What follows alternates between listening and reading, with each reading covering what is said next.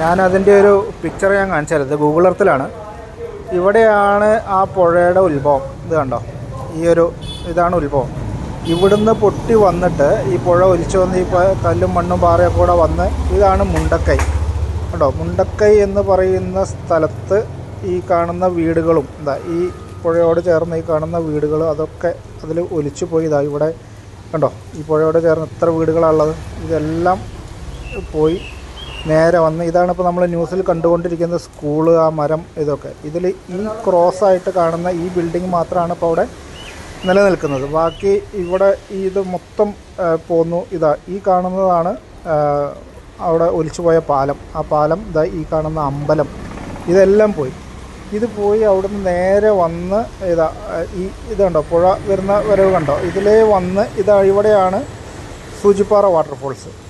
ഇത് കണ്ടോ, ഈ സൂചിപ്പാറ വാട്ടർഫോൾസ്